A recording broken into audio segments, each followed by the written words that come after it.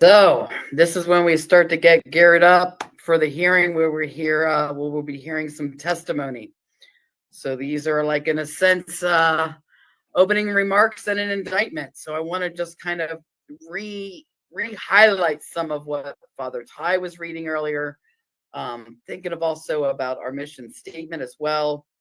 But before I do that, I want to read this blurb here from Article 25 of the Universal Declaration of Human Rights. Everyone has the right to a standard of living adequate for the health and well-being of himself and his family, including food, clothing, housing and medical care, and necessary social services, and the right to security in the event of unemployment, sickness, disability, widowhood, old age, or other lack of livelihood in circumstances beyond his control. Motherhood and childhood are entitled to special care and assistance. All children shall enjoy the same social protection. I don't know about y'all, but I definitely feel like we need to indict the United States on this, right? This entire even global system, or those in power, because we don't fundamentally have these rights. They may have written this, put it in place, as Kristen was explaining earlier, but in no way are we actually guaranteed any of these rights. And I think about our mission statement. I think about some of the words in there about how we want to organize, not only to create like a new society, but the new human being.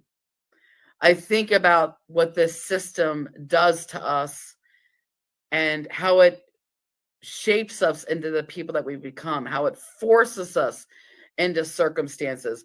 This system, and perpetrated by those in power, literally creates the conditions. It creates poverty. It creates hunger. It creates homelessness.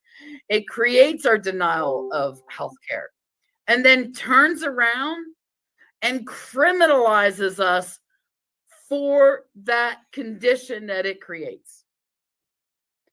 And as we get into hearing some of the testimonies, we're going to hear it from looking at it from a plight, fight, insight.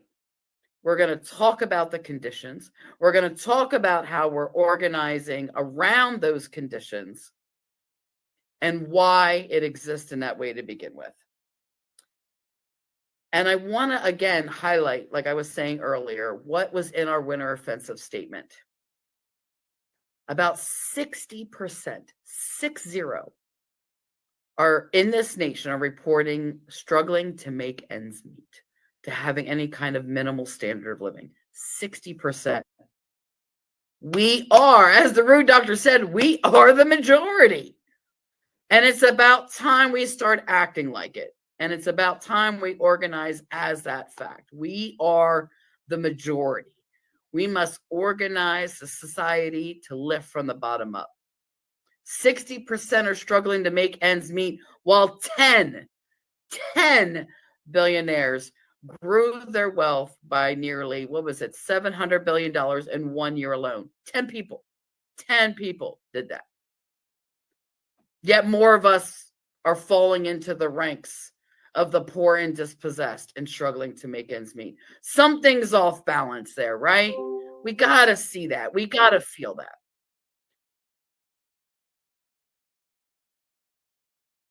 And I think about our military budget, the war economy.